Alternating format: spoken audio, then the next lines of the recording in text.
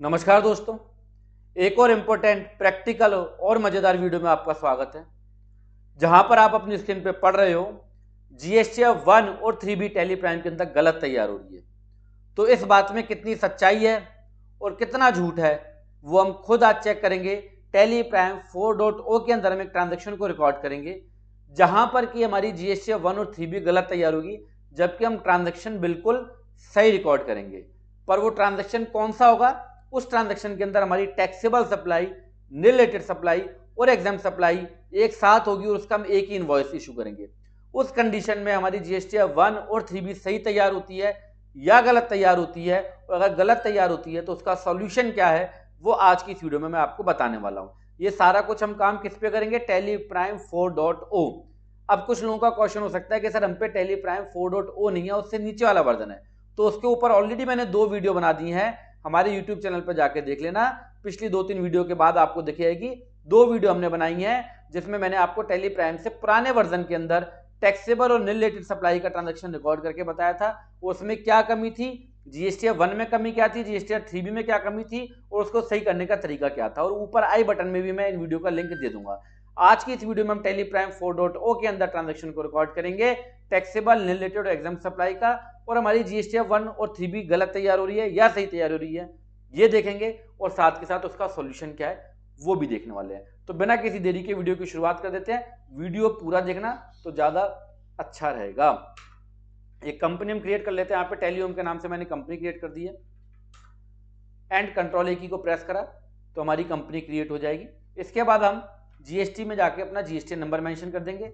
ऐसा मैं क्यों मेंशन कर रहा हूँ? पहले क्या था कि पुराने रिलीजेस में हम नहीं मेंशन करते थे तो भी हमारा 1 और 3 भी सही तैयार होता था, बट यहाँ पे मैं सारी चीजें प्रॉपर्ली डाल के दूंगा, आपको प्रॉपर्ली मेंशन करूंगा, फिर देखते हैं कि हमारी चीजें सही तैयार हो रही हैं या गलत तैयार हो रही है। तो यहाँ पे मैंने जीएसटी नंबर भी जो है वो मेंशन कर दिया।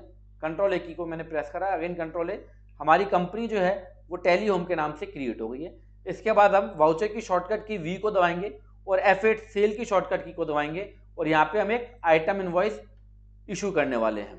तो यहाँ पे ऑल्ट सी से मैंने एक लेजर क्रिएट किया, एबीसीएन कंपनी अंडर सन्डी डेटर, क्योंकि पैसे देगा क्योंकि गुड्स बेच रहे हैं, और यहाँ पे हमने इसका जीएसटी नंबर मेंशन कर दिया।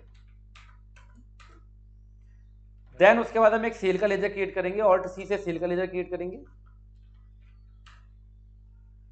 और यहाँ पे चूंकि ये टैली प्राइम 3.0 से ऊपर का वर्जन 4.0 है तो यहाँ पे आपको स्क्रीन कुछ इस तरीके से दिखेगी। अगर आप टैली प्राइम 3.0 से पिछले वर्जन पे जाएंगे तो आपको जो है उससे पिछले रिलीजेस पे अगर आप जाएंगे तो आपको स्क्रीन इस तरीके से नहीं मिलेगी।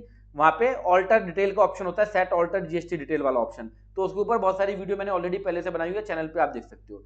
ये जो है हमारा टैली प्राइम 4.0 है या 4.0 बोल लो।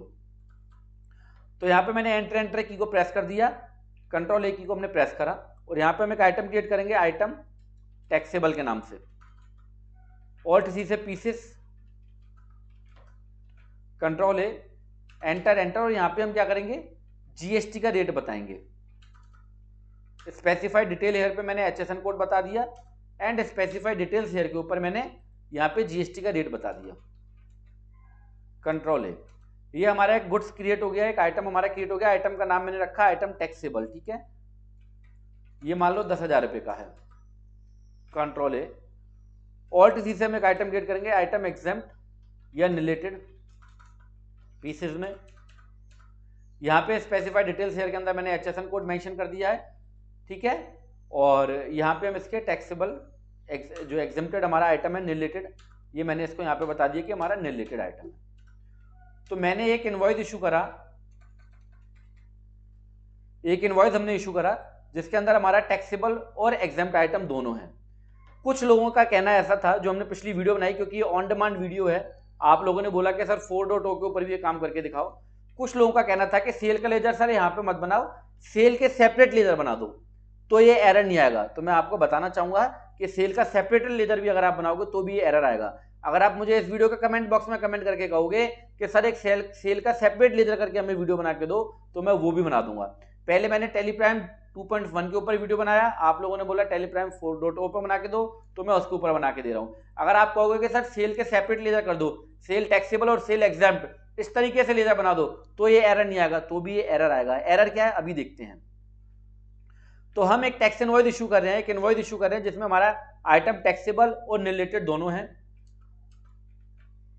और यहाँ पे ऑल्ट सी से मैंने CGST under duty and taxes, चूंकि लोकल की सेल है इसलिए लोकल का टैक्स CGST और SGST दोनों लगेंगे, IGST नहीं लगेगा। टैक्स कभी भी हमें मैन्युअली नहीं लगाना चाहिए, ऑटोमेटिकली टैक्स आना चाहिए। मल्टीपल लेजर कभी भी हमको नहीं बनाने चाहिए, ठीक है। तो यहाँ मेरा इनवॉइस बन के तैयार है, कोई भी किसी भी तरीके का एरर नहीं है, ठीक है, कोई भी एरर नहीं है। एंटर की को प्रेस करा, इनवॉइस हमारा बन के तैयार है। ऑल्ट जी से हम GST 1 में आएंगे। यहां पे आप देखोगे कि कोई भी एरर नहीं है, यहां पर आप देखोगे कि कोई भी एरर नहीं है, पर ये GST 1 गलत तैयार हुई है, ये GST 1 गलत तैयार है। सर यहां पर एरर नहीं और GST 1 गलत तैयार है, समझ में नहीं आ रही। तो आप यहां पे आओगे, GST 1 में आओगे तो आप देखोगे कि हमने इनवॉइस जो इशू किया था वो हमारा क्या था, टैक्सेबल एंड एग्जेम्प्ट या रिलेटेड मान लो, ठीक है। हमने एक ही इनवॉइस के अंदर दो तरीके की सप्लाई इंक्लूड की थी, टैक्सेबल और एग्जेम्प्ट और रिलेटेड, पर हमारी पूरी की पूरी सप्लाई किस में आ रही है, B2B इनवॉइसेस के अंदर आ रही है, और वो भी किस में आ रही है, टैक्सेबल में 20,000 आ रही है। जबकि हमारी एंटर प्रेस करते हैं तो हमारी 10,000 क्या है, टैक्सेबल है, 10,000 हमारी क्या है, एग्जेम्प्ट है। तो हमारा GST 1 क्या हो रहा है, पूरा गलत तैयार हो रहा है। जबकि GST 1 में क्या होना चाहिए था, 4A के अंदर हमारी 10,000 आनी चाहिए थी, और बाकी की जो हमारी फिगर आनी थी वो टेबल 8 के अंदर आनी थी, ठीक है, रिलेटेड वाले कॉलम के अंदर। तो इसलिए हमारा GST 1 ये गलत तैयार हुआ है। और एक बार हम GST 3B को देख लेते हैं। तो GST 3B में ऑल्ट F1 करेंगे हम डिटेल के लिए। डिटेल में भी आप देखोगे तो हमारी पूरी की पूरी जो वैल्यू है वो किस में आ रही है, 3.1A के अंदर आ रही है, पूरी की पूरी वैल्यू टैक्सेबल सप्लाई के अंदर आ रही है, ठीक है। जबकि हमारी 10,000 की वैल्यू टैक्सेबल में आनी चाहिए थी और 10,000 की वैल्यू हमारी रिलेटेड में आनी चाहिए थी। तो कहने का मतलब क्या निकलता है, कहने का मतलब ये निकलता है कि अगर आप टैली प्राइम 4.0 के अंदर एक ही इनवॉइस के अंदर टैक्सेबल सप्लाई और रिलेटेड सप्लाई या एग्जाम सप्लाई का एक सिंगल इनवॉइस इशू करते हो तो आपकी GST 1 और 3B दोनों गलत तैयार होंगी, और जहां पे आपकी GST 1 और 3B गलत तैयार होगी तो वहां आपकी GST 9 भी गलत तैयार हो जाएगी। इसलिए आपको क्या करना है, आपको टैक्सेबल और एग्जाम सप्लाई का इनवॉइस कभी भी एक साथ नहीं बनाना है। अब मैं आपको ये दोनों इनवॉइसेस अलग अलग करके बना के दिखाता हूं। तो हम फिर से आ जाएंगे उसी इनवॉइस के ऊपर। यहाँ पे मैं क्या करता हूँ, अब टैक्सेबल का अलग और एग्जाम्प्ट और रिलेटेड का अलग इनवॉइस बना लेंगे। तो यहाँ पे मैंने कंट्रोल D से इस लाइन को डिलीट कर दिया, एंटर एंटर एंटर प्रेस करा, ये मेरा केवल टैक्सेबल सप्लाई का एक इनवॉइस है, ठीक है, एंटर एंटर। और हम इसी पार्टी को एक एग्जाम सप्लाई का या रिलेटेड सप्लाई का इनवॉइस भी इशू कर देते हैं, आइटम रिलेटेड 1 पीस 10,000। अगर आप CGST लगाओगे तो भी नहीं लगेगा, SGST लगाओगे तो भी नहीं लगेगा, क्योंकि रिलेटेड का आइटम है, एंटर एंटर। अब हम ऑल्ट G से GST 1 ओपन करेंगे तो यहां पे आप देखोगे 10,000 मेरा टैक्सेबल में आ रहा है और 10,000 मेरा किस में आ रहा है, रिलेटेड में। मैं एक बार आपको यहां से दिखाता हूं, 10,000 हमारा किस में आ रहा है, रिलेटेड में, और 10,000 हमारा किस में आ रहा है, B2B टैक्सेबल के अंदर आ रहा है, ठीक है। और दूसरी तरफ जब हम GST 3B देखते हैं और इसको ऑल्ट F1 से डिटेल करते हैं तो 10,000 हमारा किस में आ रहा है, टैक्सेबल में, एंड अनदर 10,000 हमारा किस में आ रहा है, रिलेटेड के अंदर आ रहा है। तो पूरी वीडियो का निष्कर्ष क्या निकलता है, पूरी वीडियो का निष्कर्ष ये निकलता है कि जब आप किसी पार्टी को टैक्सेबल और एग्जेम्प्ट और रिलेटेड सप्लाई का अगर सिंगल इनवॉइस इशू करोगे, एक ही इनवॉइस इशू करोगे, तो आपकी GST 1 और 3B बिल्कुल गलत तैयार होगी। आपको ऐसा बिल्कुल नहीं करना, आपको अलग अलग इनवॉइसेस को इशू करना है। और जहां पर आप टैक्सेबल और एग्जाम सप्लाई का अलग अलग इनवॉइस इशू करोगे तो टैली प्राइम या टैली ERP9 कोई भी वर्जन हो उसमें सही रिपोर्ट तैयार होगी। अब यहाँ पे एक पॉइंट और निकल के आता है, क्या सर इसके अंदर टैली की कमी है, क्या टैली गलत तैयार कर रही है? तो उसका जवाब है नहीं, टैली गलत डाटा आपका तैयार नहीं कर रही है, टैली बिल्कुल सही डाटा आपका तैयार कर रही है। अगर आप सिंगल इनवॉइस इशू करते हो तो टैली उसको अलग अलग नहीं कर सकती है, क्योंकि वो सारा का सारा इनवॉइस B2B में दिखा देती है।